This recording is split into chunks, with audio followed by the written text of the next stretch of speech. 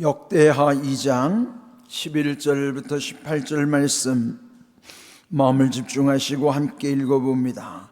두로 왕 후람이 솔로몬에게 답장하여 이르되 여호와께서 자기 백성을 사랑하심으로 당신을 세워 그들의 왕을 삼으셨도다. 후람이 또 이르되 천지를 지으신 이스라엘의 하나님 여호와는 송축을 받으실지로다. 다윗 왕에게 지혜로운 아들을 주시고 명철과 총명을 주시사 능히 여호와를 위하여 성전을 건축하고 자기 왕위를 위하여 궁궐을 건축하게 하시도다. 내가 이제 재주 있고 총명한 사람을 보내오니 전에 내 아버지 후람에게 속하였던 자라. 이 사람은 단의 여자들 중 한 사람 여인의 아들이요 그의 아버지는 두로 사람이라. 능히 금은 동철과 돌과 나무와 자색, 정색, 홍색 실과 가는 배로 일을 잘하며 또 모든 아로새기는 일에 익숙하고 모든 기묘한 양식에 능한 자이니 그에게 당신의 재주 있는 사람들과 당신의 아버지 내주 다윗의 재주 있는 사람들과 함께 일하게 하소서. 내 주께서 말씀하신 밀과 보리와 기름과 포도주는 주의 종들에게 보내소서. 우리가 레바논에서 당신이 쓰실 만큼 벌목하여 때를 엮어 바다에 띄워 욥바로 보내리니 당신은 제목들을 예루살렘으로 올리소서 하였더라. 전에 솔로몬의 아버지 다윗이 이스라엘 땅에 사는 이방 사람들을 조사하였더니 이제 솔로몬이 다시 조사하며 모두 15만 3,600명이라. 그 중에서 7만 명은 짐꾼이 되게 하였고 8만 명은 산에서 벌목하게 하였고 3,600명은 감독으로 삼아 백성들에게 일을 시키게 하였더라. 아멘. 다윗이 평생 소원이었던 하나님의 성전을 짓는 것, 그러나 하나님은 다윗에게는 허락지 않으셨습니다. 그렇지만은 아들 솔로몬에게 그 귀한 대업 그리고 거룩한 성업을 감당케 하신 것이죠. 이와 같이 하나님은 때로는 거절하시지만은 그러나 또 솔로몬을 통해서 좀 늦추시기는 하셨어도 또 하나님의 뜻을 온전히 이루시는 것이에요. 그렇게 보면 모든 것은 다 때가 있는 것인데요, 우리는 조급하게 때를 기다리지만은 가장 좋은 것은 하나님의 때가 이르도록 기도하고 그 때에 합당하게 우리 모든 일이 아름답게 이루시는 하나님의 뜻을 믿고 지치지 아니하고 낙심하지 아니하고 포기하지 아니하고 하나님의 선하신 뜻이 이루어지기를 기도하는 것이 중요한 것입니다. 여기 오늘 솔로몬, 물론 2장 우리 지난 시간에 보았듯이 아버지가 준비했던 모든 것 외에도 플러스 자기도 최선을 다해서 또 성전을 건축할 준비를 하고 한 것이죠. 네, 그러면서 지난 시간에 보았던 것처럼 그 북쪽에 있는 이웃나라 두로의 후람 왕, 이제 열왕기상에는 히람이라고도 하는데요, 히람, 후람 다 같은 이름이에요. 근데 여기는 이제 후람이라고 표현이 되어 있으니까요, 이 후람에게 이제 편지를 보낸 거예요. 사신을 보내가지고 이렇게 아버지 때에 당신이 우리 아버지 도와주신 것처럼 또 나를 도와주십시오. 그렇게 청하면서 이제 그 앞에서 그 필요했던 모든 이런 물자뿐만 아니라 또 그 나라에 있는 아주 유능한 재주 있는 한 사람을 보내주십사. 그렇게 이제 편지를 보냈죠. 그런데 이제 오늘 읽은 11절에 보면은 두로 왕 후람이 솔로몬에게 답장하여 그랬어요. 오늘 읽은 말씀은 지난 시간 솔로몬이 후람에게 보낸 편지에 대한 답장이에요. 그래서 이 답장을 통해서 이 후람과 솔로몬이 이전에 아버지 시대의 그 우호적 관계를 유지하면서 또 도움을 받는 것이에요. 물론 두로라는 나라는 하나님을 믿지 않는 이방 나라죠. 그리고 여러 신들을 섬기는 다신교의 나라. 대체로 우리가 하나님, 거의 하나님만, 오직 하나님만 유일신을 섬기는 우리 종교로 보면 그렇지. 대개 우리 기독교 외에 타 종교들은 범신론이에요. 범신이란 모든 게 신이라는 거죠. 범이 무릇범이잖아요. 모든 게 거기 다 신이 붙어 있다. 그러니까 뭐 별의별 신이 다 있는 거예요. 그런 상황에서 지금 그래도 그 두로 왕 후람이 솔로몬이 요청한 대로 그것을 이제 응하겠노라고 하는 답장을 하는 내용이에요. 근데 여기 답장에 주목할 내용은, 자, 오늘 11절 둘째 줄 보면은 답장을 이렇게 시작하는 거예요. 여호와께서 자기 백성을 사랑하심으로 당신을 세워 그들의 왕을 삼으셨도다.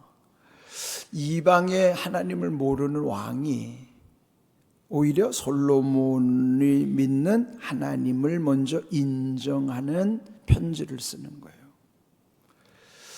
그러면은 이 후람도 이스라엘이 이제 다윗 시대에 강성해졌고 솔로몬이 이제 더 번성해지는 때니까, 그러면 주변 나라들이 그 나라가 어떻게 지금 일어나는가 보면 하나님이 그들과 함께 하시는 것이 그들에게도 증거가 되겠죠. 그래서 여기 후람이 솔로몬의 하나님을 먼저 높이는 거예요. 여호와께서 자기 백성을 사랑하심으로 당신을 세워서 왕을 삼으셨습니다 고백하면서 또 이르기를, 천지를 지으신 이스라엘 하나님 여호와는 송축을 받으실 줄로다. 하나님이 천지를 지으신 하나님임을 그도 안다는 내용이죠. 그러면은 과연 안다고 하는 지식, 그러면 과연 그도 믿는 것일까요? 이것이 문제예요. 우리는 아는 것과 믿는 것이 일치해야 되는데, 그러나 대체로 보면은 아는 것과 믿는 것이 일치되지 않는 경우도 있어요. 즉, 지식과 믿음이라고 하는 것은 같은 게 아닙니다. 우리가 성경은 지식으로는 얼마든지 공부를 통해서 알잖아요. 성경에 있는 지식을 얼마든지, 그건 믿음 없어도, 신학교에도 보면 믿음 없는 신학 박사님들은 지식이 많아요. 신학 박사라고 해서 다 믿는 게 아니에요. 그런 공부라고 하는 지식은 믿음 없어도 지식은 얼마든지 습득할 수 있어요. 그러나 믿는 것은 별개입니다. 그러니까 오늘 우리가 성경 공부하는 거 중요하지만, 성경 공부는 믿기 위해서 해야지, 그냥 믿지도 않으면서 성경 공부가 목적이면 그는 오히려 아는 것이, 그게 더 탈이 나는 거예요. 신앙생활 안 하는 사람보다 안 하는 사람들 중에도 성경 지식이 더 해박한 사람들이 있습니다.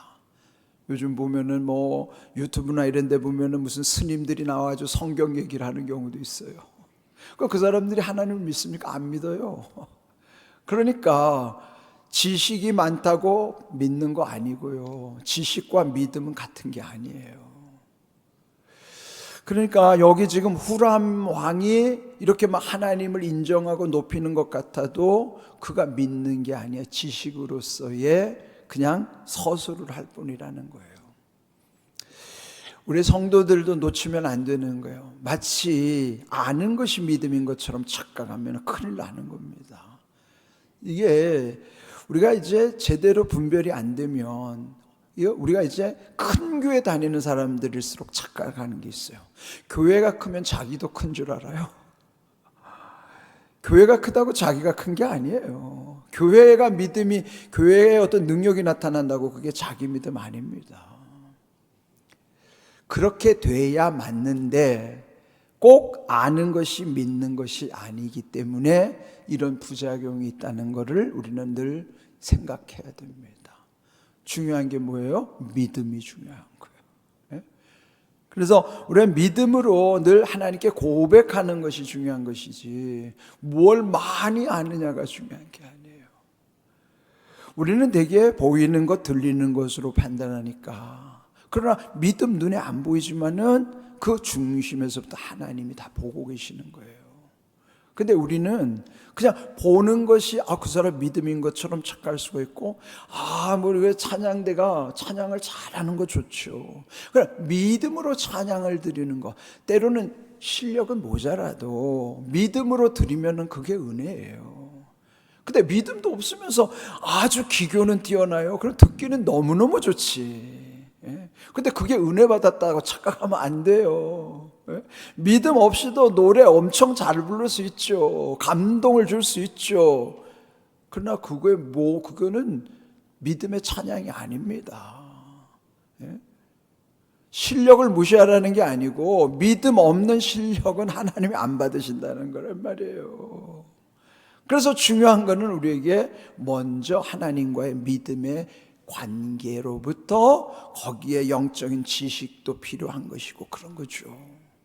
지금 여기 후람이 편지를 쓰지만은 이거는 그냥 관례적으로 하는 표현이지만 이 내용은 틀린 말은 아니에요. 그러면 우리는 이 말씀이 이게 믿음으로 우리에게 다가오는 것이지, 우리가 지식으로 아는 것이 아니고 믿는 거예요. 알기 때문에 믿는 것이 아니라 믿기 때문에 알게 하시는 거란 말이에요. 아는 것은 사실 특별한 믿음이 필요 없어요. 여러분, 공식이 정해진 거 그게 믿음이 필요합니까? 당연한 거는 믿음이 필요한 게 아니에요. 믿을 수 없는 것을 믿는 게 그게 믿음이지요. 믿을 수가 없어요. 그런데 믿어져요. 그게 믿음이지. 당연한 거는 믿음이 필요 없어요. 그러니까 여기에 당연한 표현이지만 이게 믿음으로 우리가 받아야 한다 하는 것입니다. 또 그 다음 이제 13절을 보면은 내가 이제 재주 있고 총명한 사람을 보내오니 전에 내 아버지 후람에게 속하였던 자라. 그래. 한 사람 보내달라고 한 것인데 그 사람은 성전을 건축할 수 있는 아주 뛰어난 사람, 재주 있고 총명한 사람 단 한 사람이에요. 근데 그 단 한 사람을 보내주겠노라고 했는데 그가 누군가 14절, 이 사람은 단의 여자들 중 한 여인의 아들이요 그의 아버지는 두로 사람이라. 그럼 뭐예요? 지금 여기 두로 왕 후람이 한 사람, 아주 유능한, 재주도 있고 총명한 사람인데 그 사람의 출신에 대해서 말하는 거예요. 근데 그 어머니는 단지파 사람이라는 건 누구예요? 히브리 사람이라는 거예요. 엄마는 유대인이다. 그런데 아버지가 이 두로 사람이니, 그럼 뭐예요? 그 혈통을 이스라엘은 모계를 따라갑니다. 그러니까 둘 다 유대인이면 당연히 유대인이지만 둘 중에 엄마가 유대인이고 아버지가 유대인일 때, 엄마가 유대인이고 아버지 이방인이면은 엄마의 혈통을 따라서 자식도 유대인으로 인정해 줘요. 근데 반대로 엄마가 이방 여인인데 남편이 유대인이면 그거 인정 안 합니다. 혈통을 모계로 인정하는 거예요. 그러니까 엄마 믿음 중요한 거예요. 엄마 믿음이. 왜? 영적인 건 엄마 믿음이 굉장히 중요해요. 예? 물론 아버지는 아버지로서의 또 역할이, 축복권이 있으니까 중요하지만은 실제로 아버지보다 그 엄마의 영향력이 엄청 더 크죠. 여러분, 모세를 나일강에 띄워보내고 그리고 이제 그 애굽의 공주가 그 아기 모세를 키우잖아요. 근데 그 유모를 구했는데 깜짝같이 그들은 속은 거예요. 친엄마, 모세의 친엄마가 유모로 들어가가지고 그 모세를 3년 젖 먹이고 양육하면서 모세로 하여금 애굽 사람이 아니라 히브리 사람이라는 걸 확실하게 심어주는 거예요. 그는 엄마가 얼마나 위대한가 알죠? 예? 엄마가 단 젖 먹이는 동안에 그 모세를 영적인 훈련을 시킨 것이 평생을 가는 거예요. 그러니까 엄마 영성이 엄청 중요한 거예요. 근데 여기 지금 단 한 사람을 뽑아서 보내는 그 사람이 엄마가 히브리 사람이란 말이죠. 아버지는 두로 사람이지만은 엄마가 히브리 단지파에 속한 여인의 아들이라. 그런데 그는 그 솔로몬이 요청한 대로 금, 은, 동철뿐만 아니라 돌과 나무, 자색, 청색, 홍색 실, 가는 배로 일하는 일을 잘하면서 모든 아로새기는 일에 익숙하고 모든 기묘한 양식에 능한 자라. 그건 뭐예요? 솔로몬이 원하는 단 한 사람이 아주 합당한 인물이에요. 성전을 짓는데 거기 여러 가지 필요한 것을 다룰 줄 아는 사람. 그러면 엄마가 히브리 사람이니까 히브리의 정신을 가진 사람이에요. 그리고 말이 통한단 말이에요. 히브리 사람이니까 히브리 말을 할 거 아니에요? 그러니까 말도 통하는 사람, 엄마의 영성을 이어받은 그 사람, 글을 보내주는 거예요. 이런 사람이 옛날 그 500여 년 전에 예전에 모세 시대에도 있었어요. 모세 때는 성막을 지었죠. 솔로몬은 성전을 지었고, 그러니까 성막과 성전은 형식도 다르지만은 본질은 다르지 않아요. 거의 똑같은데 보이는 것만 다르죠. 성막은 천막이고 이동식 천막이고 성전은 고정된 건물이고 그 차이일 뿐이지 그 안에 들어가는 거예요. 그런데 그 당시 모세 시대 때 성막을 지을 때는요, 오홀리압이라는 사람이 이런 사람이었어요. 그런데 지금 여기 성전을 짓는데 제2의 오홀리압과 같은 사람을 여기서 지금 뽑은 거예요. 그러니까 이거는 다 뭘까요? 배후에 하나님이 예비하신 사람들이에요.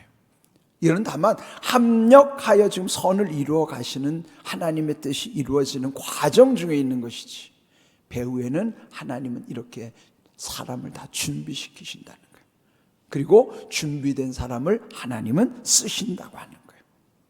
그러니까 우리도요, 준비되면 하나님 쓰신다는 것이죠. 그게 참 중요한 사실이에요. 그렇게 능한 자, 그러므로 당신의 제주인 사람들과 당신의 아버지 내주 다윗의 제주인 사람들과 함께 일하게 하소서. 오늘 제목에 함께 일하게 하소서. 그 한 사람이 유능한 사람의 힘만으로 되는 것이 아니니까, 또 이쪽에서도 솔로몬과 그 다윗에 준비했던 유능한 사람들과 함께 협력하도록 콜라보가 돼요. 콜라보레이션이라는 영어로 콜라보레이션. 그렇게 서로 힘을 모아가지고 이런 모든 일을 함께 하도록.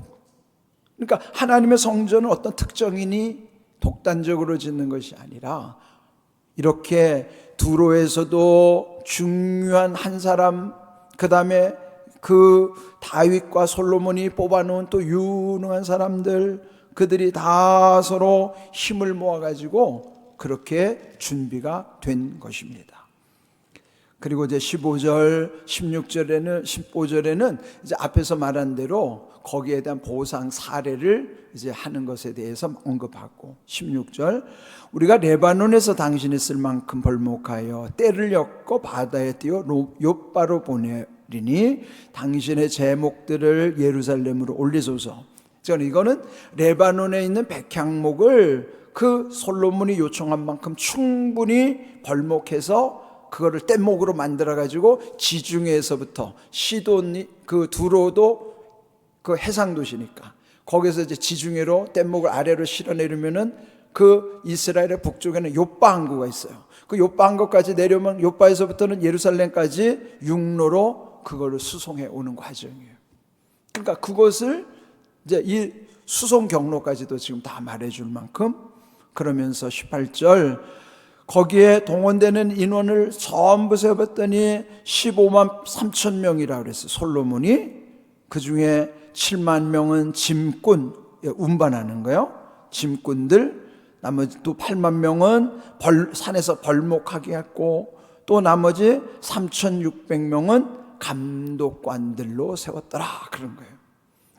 자, 이런 모든 것을 보면은 규모도 엄청나죠. 거기에 동원되는 인원은 15만 3,600명인데도 짐꾼과 벌목꾼들과 그 일을 감독할 사람들, 이렇게 다 조직을 하는 거예요. 자, 그러면 이 모든 것이 결국은 이 모든 것이 하나님의 때에 서로 돕는 은혜 가운데 이루어진 것이죠. 우리 함께 자막을 보겠습니다. 히브리서 4장 16절 읽어봅니다. 그러므로 우리는 긍휼하심을 받고 때를 따라 돕는 은혜를 얻기 위하여 은혜의 보좌 앞에 담대히 나아갈 것이니라. 무엇이 중요할까요?